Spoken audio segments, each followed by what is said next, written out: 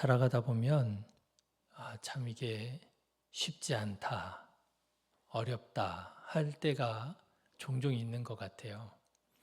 그런데 보통 정말 어렵게 느껴지는 때가 언제인가 생각해 보면은요, 보통은 이게 선과 악의 대립이라기보다는 선과 선의 대립, 그리고 악과 악의 대립인 경우가 참 어렵게 느껴지는 것 같아요. 그렇지 않습니까? 세상에 제가 저희 아이들한테 자주 하는 말이 있어요. 세상에 100%가 없다. 저는 저희 아이들한테 이게 참 꼭 필요한 지혜가 아닌가 하는 생각이 들어요. 세상에 100%가 없습니다. 100% 선한 사람도 없더라고요. 그렇죠? 심지어 하물며 나름대로 뭐 잘 살아보겠다고 노력하는 저 자신도 100%가 아닌데요. 그런가 하면 100% 악한 사람도 없더라고요. 저 사람은 정말 저런 사람은 있어서는 안 될 것 같아요. 얼마나 주변에 있는 사람들에게 해악이 되는지 뭐 이런 사람조차도 얘기를 들어보잖아요. 그 사람이 왜 그렇게 살게 되었는지에 대한 이야기, 과거를 듣잖아요. 그러면 또 이해가 되는 면이 있고요. 동정심이 가고요. 그랬구나. 긍휼히 여기는 마음이 생겨지고요. 100% 선한 사람도 없고 100% 악한 사람도 없더라고요. 그러다 보니까 더 어려워져요. 그렇죠? 100% 악한 사람 같으면 뭐 고민이 있겠습니까? 뭐 힘들다 생각하겠습니까? 딱 잘라버리면 그만이죠. 그런데 100% 선한 사람도 없고 100% 악한 사람도 없다 보니 고민이에요. 선한 사람과 선한 사람이 서로 갈등하고 대립하다 보니 고민이고요. 악한 사람과 악한 사람이 갈등하다 보니 그러다 보니 또 고민이고요. 조심스럽게 말씀을 드리자면 그런 거죠. 요즘에 전 세계가 아주 전쟁으로 요동치고 있지 않습니까? 예, 근데요. 여러분 누구 응원하세요? 이란을 응원하십니까? 미국을 응원하십니까? 저는 이게 쉽지가 않아요. 이란이 참 악한 정부가 아닙니까? 민주화를 요구하면서 데모를 하는 국민들, 자국민이잖아요. 10,000명인가 죽였다면서요. 얼마나 악한 정부입니까? 그런데요, 그 악한 정부인 이란이 미국하고 전쟁을 하는데 보니까요, 또 미국의 이 또 트럼프는 또 왜 이렇게 또 이해가 안 가는지요. 분명히 악한 정부가 맞는데 이란이. 그런데 또 이란이 대립하고 있는 미국의 트럼프 대통령 보면 또 이해가 안 가는 거예요. 이해가 안 가는 사람들, 이해가 안 가는 정부끼리 갈등을 하다 보니 누구 편을 들어야 될지 그래도 미국이 우리 편인가 싶기도 하고요. 그런데 그 미국이 또 우리나라한테 하는 행동을 보면 저게 우리나라 친구가 맞나 싶기도 하고요.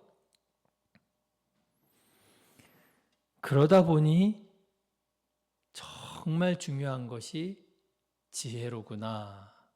그런 생각이 듭니다. 지혜가 참 필요하구나. 이 세상을 살아가는데 정말 필요한 것은 지혜로구나. 선과 선이 갈등하고 뭐가 더 선하냐 이거죠.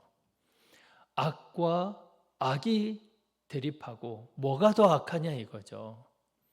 그 선과 선 가운데 뭐가 더 선하냐, 악과 악 가운데 뭐가 더 악하냐 이것을 판단하고 그리고 그 가운데 선택하는 것 그게 뭐냐?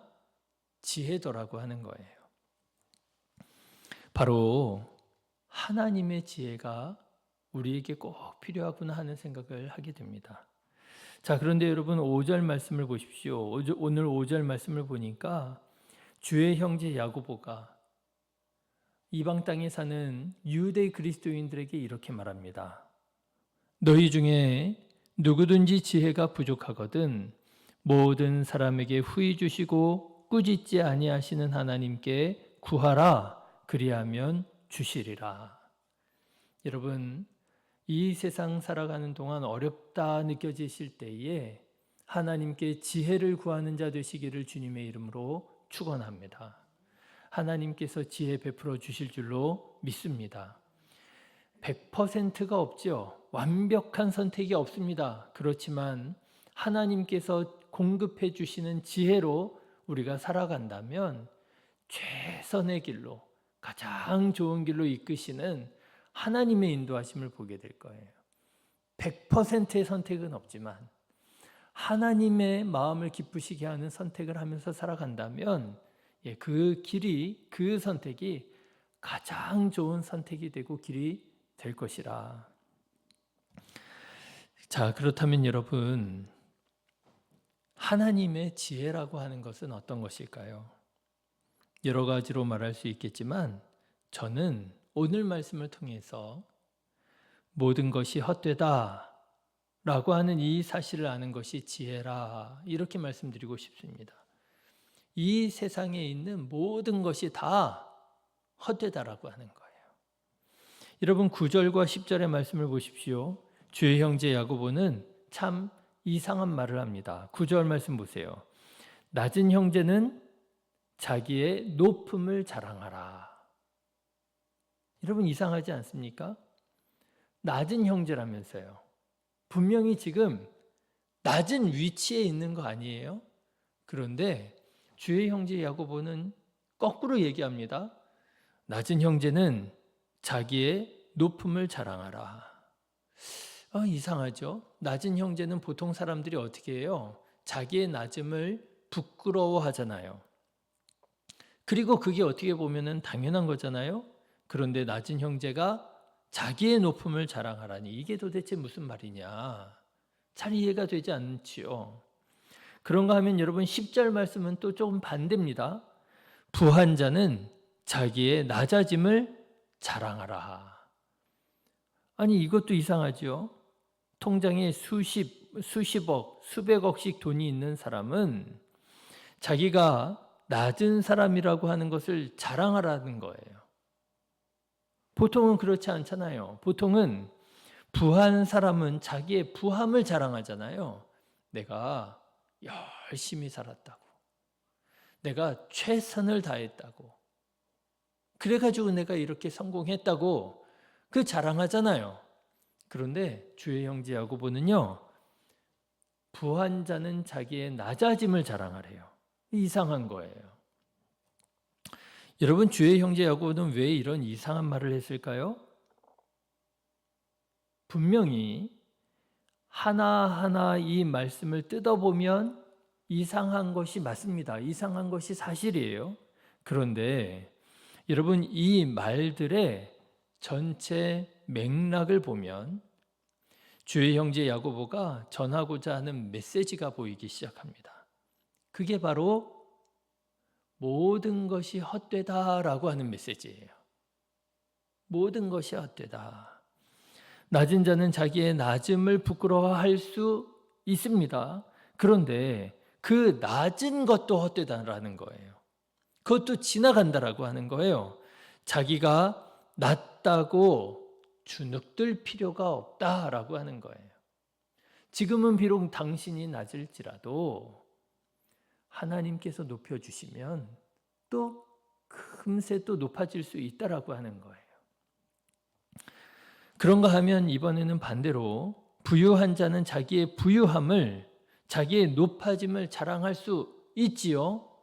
그런데 주의 형제 야고보는 또 말하는 거예요. 그 부유함도 헛되다. 지금 네가 그렇게 부유하다고 자랑할 거 아니라고 하는 거예요. 시간 조금 지나가면, 무슨 어려운 문제 조금 생기면, 그러면 그 부유함도 한순간의 신기루처럼 사라질 수 있다라고 하는 거예요. 모든 것이 헛되다. 그러면서 꽃을 비유로 듭니다. 여러분 10절의 하반절 말씀을 보십시오. 이는 그가 풀의 꽃과 같이 지나감이라. 그렇죠? 다 지나간다는 거예요. 낮은 것도 지나가고 부유함도 지나가고 오늘이 멈춰져 있지 않다는 거예요. 오늘 낮다고 해서 절망할 것도 아니고요. 부끄러워할 것도 아니고요. 오늘 부유하다고 자랑할 것도 아니고요. 오늘이 멈춰 있지 않는다는 거예요. 지나간다는 거예요. 오늘이 조금만 있어 보세요. 어제가 된다는 거예요. 다 지나간다. 당장은 자기의 낮음이 부끄러울 수 있지요. 당장은 자기의 부유함이 자랑스러울 수 있지요. 그런데 그 모든 것들이 마치 한철 피어나는 꽃처럼 지나간다라고 하는 사실을 기억해라고 하는 거예요. 그게 지혜라고 하는 거예요. 그래서 오늘의 어떠한 뭐 좋은 일이든 나쁜 일이든 거기에 일희일비할 필요가 없다라고 얘기하는 거예요. 여러분 11절의 말씀 더 한번 보실래요? 해가 돋고 뜨거운 바람이 불어 풀을 말리면 꽃이 떨어져 그 모양의 아름다움이 없어지나니 부한 자도 그 행하는 일에 이와 같이 쇠잔하리라. 여러분 정말이지 않습니까? 저도요 어느덧 나이가 이제 50이 됐어요. 야, 우리 성도님들 들으시면 아우 한창 때지 그러시겠죠. 근데요 제 하는 말을 한번 들어보십시오. 제가요 허리가 안 좋아요. 지난번에 한 1년 전인가요? 2년 전인가요? 저희 아이들 데리고 오래간만에 바람을 쐬러 회암사지에 갔습니다. 회암사지 가서 이렇게 그냥 돌면 신혼이 신유가 싫어해요. 따분해하라 하고. 그러니까 그런데 가면은요, 뭔가 아이들이랑 재미있게 할 만한 거를 이제 만들어서 해야 되는 거예요. 그리고 뭐 할까 하다가 제가 제자리 점프, 제자리 멀리뛰기를 이제 애들이랑 같이 하기로 한 거예요. 야, 여기서 제자리 멀리뛰기 해가지고 제일 멀리 뛰는 사람 아빠가 뭐 5,000원씩 줄게, 뭐 맛있는 거 사줄게 이런 식으로 이제 게임을 하는 거죠. 그래가지고 아이들하고 해서 저희 부부까지 6명이서 제자리 멀리뛰기를 하는 거예요. 근데 아무래도 제가 아빠고 하니까 뭐 저는 한 발로 할게, 나는 한 발로 할게, 뭐 이런 식으로 이제 했단 말이죠. 한 30분 그렇게 이제 제자리 멀리뛰기 하고 그리고 한 바퀴 바람 쐬고 집에 돌아왔습니다. 그 다음날 못 일어났어요. 허리가 아파가지고.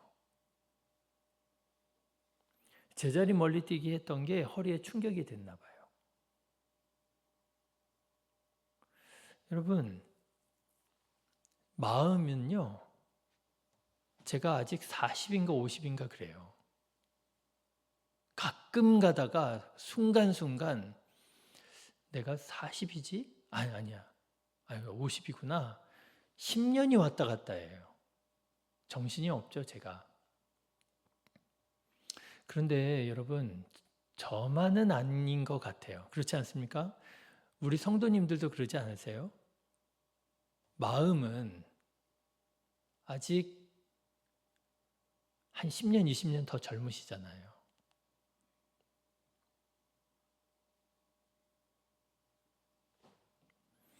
여러분, 모든 것이 지나갑니다. 내 마음 같지 않더라고요. 저보다도 2배, 3배로 더 느끼시지 않으실까? 아유, 내가 언제 이렇게 됐대. 그런데 여러분, 이것이 우리에게 슬프고 아쉬움이 되는 것이 아니라 여기에서 우리가 깨닫게 되는 것 무엇입니까?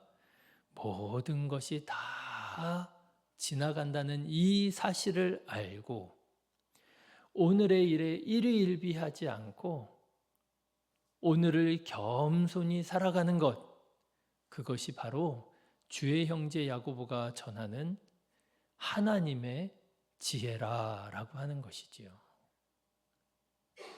여러분, 그래서 지혜로운 사람은 어떻습니까?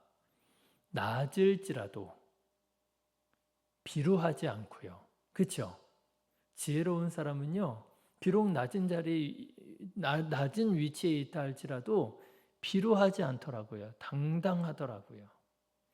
그래서 여러분, 지혜로운 사람은 어때요? 부유할지라도 교만하지 않지요. 많은 것을 가지고 있다 할지라도 교만하지 않지요. 다른 사람을 업신여기지 않지요. 왜요? 지혜롭기 때문에 그런 거죠. 저는 오늘 말씀을 묵상하면서 지혜로운 사람의 기도를 떠올리게 되었습니다. 여러분도 잘 아시는 말씀일 거예요. 잠언 30장의 말씀인데 곧 헛된 것과 거짓말을 내게서 멀리 하옵시며 나를 가난하게도 마옵시고 부하게도 마옵시고 오직 필요한 양식으로 나를 먹이시옵소서. 혹 내가 배불러서 하나님을 모른다 여호와가 누구냐 할까 하오며 혹 내가 가난하여 도둑질하고 내 하나님의 이름을 욕되게 할까 두려워함이니이다. 여러분, 이런 기도야말로 정말 하나님의 지혜를 가지고 있는 사람이 할 수 있는 기도가 아닐까요? 하나님, 나를 부하게도 마옵시고 나를 가난하게도 마옵시고 하나님, 내가 부해서 하나님을 모른다 여호와가 누구냐 할까 할 수 있지 않겠습니까? 나를 부하게 마옵시고 나를 가난하게도 마옵시고 내가 가난해서 하나님의 영광을 가릴까 걱정됩니다. 가난하게도 마옵시고 오직 필요한 양식으로 나를 먹이시옵소서. 이런 기도야말로 정말 하나님을 구하는 기도고 이런 기도를 할 줄 아는 사람이야말로 정말 지혜로운 사람이 아니겠습니까? 사랑하는 성도 여러분, 이렇게 지혜로운 그리스도인 되시기를 주님의 이름으로 축원합니다. 네, 이 사람 편 들 것도 없고요. 저 사람 편 들 것도 없어요. 왜요? 그 사람이 옳기도 하지만 이 사람도 옳더라고요, 보면. 그죠? 이 사람 편 들 것도 없고요. 저 사람 편 들 것도 없어요. 왜요?